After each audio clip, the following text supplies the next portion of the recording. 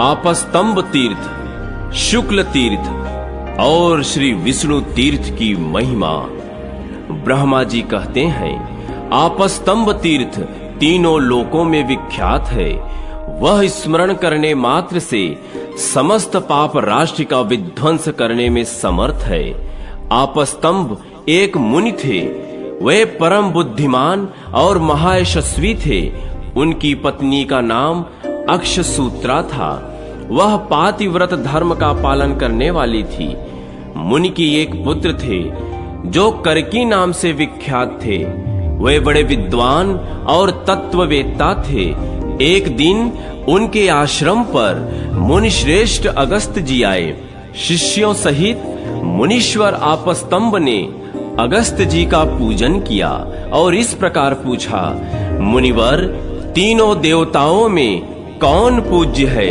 अनादि और अनंत कौन है? तथा वेदों में किसका यशोगान किया गया है? महामुने, यही मेरा संशय है। इसे दूर करने के लिए आप कुछ उपदेश करें। अगस्त्य जी बोले, धर्म, अर्थ, काम और मोक्ष की सिद्धि में शब्द प्रमाण बतलाया जाता है। उसमें भी वैदिक शब्द सबसे श्रेष्ठ प्रमाण है। वेद के द्वारा जिनका यशोगान होता है वह परात्पर पुरुष परमात्मा है। जो मृत्यु के अधीन होता है उसे अपर यानी शर पुरुष जानना चाहिए, और जो अमृत है उसे पर यानी अक्षर पुरुष कहते हैं। अमृत के भी दो स्वरूप हैं, मूर्त और अमूर्त। जो अमूर्त निराकार है उसे पर ब्रह्म जानना चाहिए, और मूर्त को अपर ब्रह्म कहते हैं। गुणों की व्यापकता के अनुसार मूर्त के तीन भेद हैं, ब्रह्मा, विष्णु और शिव।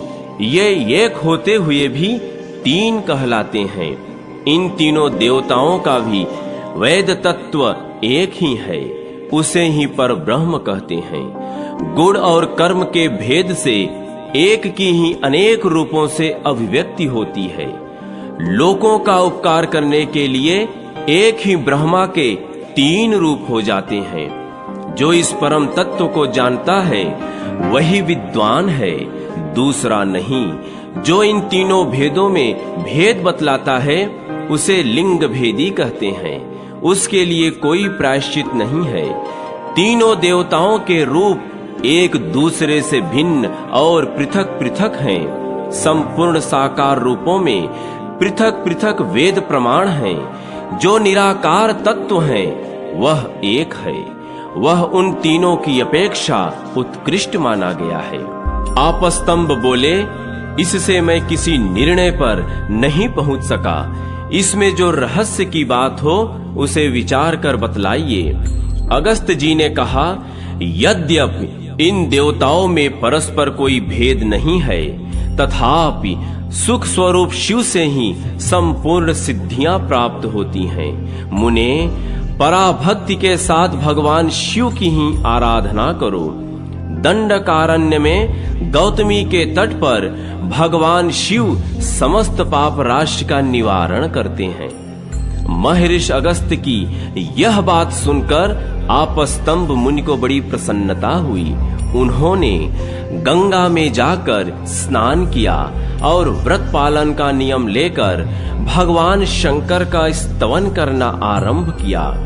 आपस्तंब बोले, जो काष्ठों में अग्नि, फूलों में सुगंध, बीजों में वृक्ष, आदि पत्थरों में स्वर्ण तथा संपूर्ण भूतों में आत्मा रूप से छिपे रहते हैं, उन भगवान सोमनाथ की मैं शरण लेता हूँ, जिन्होंने खेल खेल में ही इस विश्व की रचना की। जो तीनों लोकों के भरण पोषण करने वाले तथा उसके रचयिता हैं। संपूर्ण विश्व जिनका स्वरूप है और जो सत असत से परे हैं, उन भगवान सोमनाथ की मैं शरण लेता हूँ, जिनका स्मरण करने से देहधारी जीव को दरिद्रता के महान अभिशाप और रोग आदि स्पर्श नहीं कर सकते, तथा जिनकी शरण में गए हुए मनुष्य अपनी अभीष्ट वस्तु को प्राप्त कर लेते हैं, उन भगवान सोमनाथ की मैं शरण लेता हूँ, जिन्होंने पहले तीनों वेदों में वर्णित धर्म का साक्षात्कार करके उसमें ब्रह्मा आदि देवताओं को नियुक्त किया, और इस प्रकार जिन्होंने 2 शरीर धारण किए, उन भगवान सोमनाथ की मैं शरण लेता हूँ। नमस्कार। मंत्रोच्चारण पूर्वक हवन किया हुआ हविष्य तथा श्रद्धा पूर्वक किया हुआ पूजन, ये सब जिनको प्राप्त होते हैं तथा संपूर्ण देवता जिनकी दी हुई हवि को ग्रहण करते हैं, उन भगवान सोमनाथ की मैं शरण लेता हूँ, जिनसे बढ़कर दूसरी कोई उत्तम वस्तु नहीं है, जिनसे बढ़कर अत्यंत सूक्ष्म भी कोई नहीं है, तथा जिनसे बढ़कर महान से महान वस्तु भी दूसरी नहीं है, उन भगवान सोमनाथ की मैं शरण लेता हूँ, जिनकी आज्ञा से यह विचित्र अचिंत्य नाना प्रकार का महान विश्व एक ही कार्य में संलग्न हो निरंतर परिचालित रहता है, उन भगवान सोमनाथ की मैं शरण लेता हूँ, जिनमें ऐश्वर्य, सबका आधिपत्य, कृतत्व, दातृत्व, महत्व, प्रीति, यश और सौख्य ये अनादि धर्म हैं, उन भगवान सोमनाथ की मैं शरण लेता हूँ, जो सदा शरण लेने योग्य, सबके पूजनीय, शरणागत प्रिय, नित्य कल्याणमय तथा सर्वस्वरूप हैं, उन भगवान सोमनाथ की मैं शरण लेता हूँ। इस प्रकार स्तुत करने पर भगवान शंकर ने प्रसन्न होकर कहा, मुने कोई वर मांगो। आपस्तंभ ने कहा, मेरा और दूसरों का कल्याण हो। जो मनुष्य यहाँ स्नान करके संपूर्ण जगत के स्वामी आपका दर्शन करें, वे अपनी समस्त अभीष्ट वस्तुओं को प्राप्त करें। भगवान शिव ने एवं मस्तु कहकर इसका अनुमोदन किया। तब से वह तीर्थ आपस्तंभ के नाम से प्रसिद्ध हुआ। वह अनादि अविद्यामय अंधकार राशि का उन्मूलन करने में समर्थ है। शुक्ल तीर्थ मनुष्यों को सब प्रकार की सिद्धि प्रदान करने वाला है। उसके स्मरण मात्र से संपूर्ण अभिष्ट वस्तुओं की प्राप्ति होती है। भरद्वाज नाम से विख्यात एक बड़े धर्मात्मा मुनि थे। उनकी पत्नी का नाम पैठीनसी था। वह पातिव्रत धर्म का पालन करती हुई पति के साथ गौतमी के तट पर निवास करती थी। एक बार मुनि ने अग्नि और सोम देवताओं के लिए तथा इंद्र और अग्नि देवताओं के लिए पुरोडाश यानी खीर बनाया। पुरोडाश जब पक रहा था, तब धुएं से एक पुरुष प्रकट हुआ, जो तीनों लोकों को भयभीत करने वाला था। उसने पुरोडाश खा लिया। यह देखकर मुनि ने क्रोध पूर्वक पूछा, तू कौन है जो मेरा यज्ञ नष्ट कर रहा है? ऋषि की बात सुनकर राक्षस ने उत्तर दिया, मेरा नाम हव्यघन है। मैं संध्या का पुत्र हूँ। प्राचीन बहिर्षि का ज्येष्ठ पुत्र मैं ही हूँ। ब्रह्मा जी ने मुझे वरदान दिया है कि तुम सुख पूर्वक यज्ञों का भक्षण करो। मेरा छोटा भाई कलि भी बलवान और अत्यंत भीषण है। मैं काला, मेरे पिता काले, मेरी माँ काली तथा मेरा छोटा भाई भी काला ही है। मैं कृतांत बनकर यज्ञ का नाश और यूप का छेदन करूंगा। भरद्वाज ने कहा, तुम मेरे यज्ञ की रक्षा करो, क्योंकि यह प्रिय एवं सनातन धर्म है। मैं जानता हूँ तुम यज्ञ का नाश करने वाले हो, तो भी मेरा अनुरोध है कि तुम ब्राह्मणों सहित मेरे यज्ञ की रक्षा करो। यज्ञ घन ने कहा, भरद्वाज तुम संक्षेप से मेरी बात सुनो। पूर्व काल में देवताओं और दानवों के समीप ब्रह्मा जी ने मुझे शाप दिया। उस समय मैंने लोक पितामह ब्रह्मा जी को प्रार्थना करके प्रसन्न किया। तब उन्होंने कहा, जब श्रेष्ठ मुनि तुम्हारे ऊपर अमृत का छींटा दे, तब तुम शाप से मुक्त हो जाओगे। इसके सिवा और कोई उपाय नहीं है। ब्राह्मण, जब आप ऐसा करेंगे तब आपकी जो जो इच्छा होगी वह सब पूर्ण होगी। यह बात कभी मिथ्या नहीं हो सकती। भरद्वाज ने फिर कहा, महामते, तुम मेरे सखा हो, अतः जिस उपाय से यज्ञ की रक्षा हो वह बताओ, मैं उसे अवश्य करूंगा। देवताओं और दैत्यों ने एकत्रित होकर कभी क्षीर समुद्र का मंथन किया था। उस समय बड़े कष्ट से उन्हें अमृत मिला। वही अमृत मुझे कैसे सुलभ हो सकता है? यदि तुम प्रेमवश प्रसन्न हो तो जो सुलभ वस्तु हो वही मांगो। ऋषि की यह बात सुनकर राक्षस ने प्रसन्नता पूर्वक कहा, गौतमी गंगा का जल अमृत है, स्वर्ण अमृत कहलाता है, गाय का घी भी अमृत है और सोम को भी अमृत ही माना गया है। इन सब के द्वारा मेरा अभिषेक करो, अथवा गंगा का जल, घी और स्वर्ण, इन तीनों वस्तुओं से ही अभिषेक करो। सबसे उत्कृष्ट एवं दिव्य अमृत है गौतमी गंगा का जल। यह सुनकर भरद्वाज मुनि को बड़ा संतोष हुआ।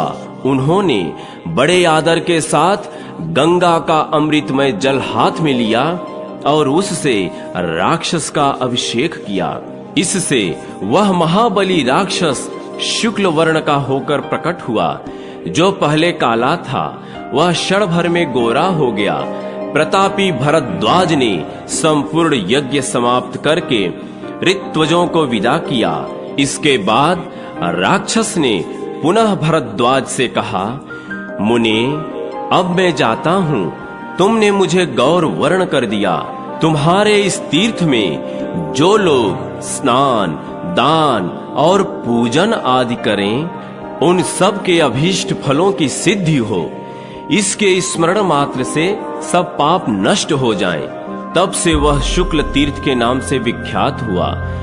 दंडकारण्य में गौतमी गंगा के तट पर वह तीर्थ स्वर्ग का खुला हुआ दरवाजा है। वहां गंगा के दोनों तटों पर 7000 तीर्थ हैं, जो सब प्रकार की सिद्धि प्रदान करने वाले हैं। श्री विष्णु तीर्थ के नाम से जो विख्यात तीर्थ है, उसका वृत्तांत सुनो। मुद्गल के पुत्र मौदगल्य एक प्रसिद्ध महर्षि थे।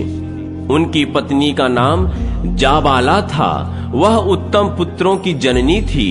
मौदगल्य के पिता मुद्गल ऋषि भी संपूर्ण विश्व में विख्यात थे। उनकी पत्नी भागीरथी के नाम से प्रसिद्ध थी। मौदगल्य ऋषि प्रातः काल ही गंगा स्नान करते थे। यह उनका नित्य कार्य था।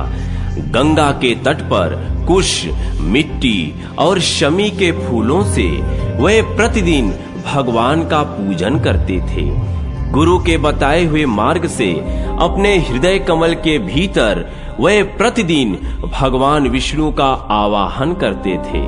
उनके आवाहन करते ही शंख, चक्र और गदा धारण करने वाले लक्ष्मीपति जगन्नाथ गरुड़ पर आरूढ़ हो तुरंत वहां आते थे। फिर मौदगल्य ऋषि के द्वारा यत्न पूर्वक पूजित होने पर वे कुछ काल तक उन्हें विचित्र विचित्र कथाएं सुनाया करते थे। कथा वार्ता में जब तीसरे पहर का समय हो जाता, तब भगवान विष्णु उनसे बार बार कहते, बेटा, अब अपने घर जाओ, तुम बहुत थक गए होगे। इस प्रकार भगवान के आग्रह करने पर वे घर लौटते थे। उनके जाने पर भगवान देवताओं के साथ अपने धाम को लौटते थे।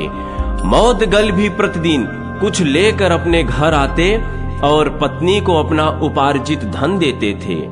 मौदगल्य की पत्नी जाबाला बड़ी पतिव्रता थी।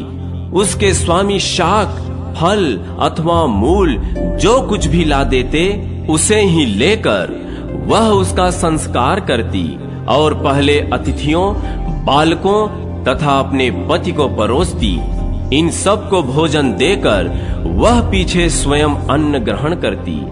जब सब लोग भोजन कर लेते, तब मौदगल मुनि प्रतिदिन रात में प्रसन्नता पूर्वक श्री विष्णु के मुख से सुनी हुई कथाएं सबको सुनाते थे।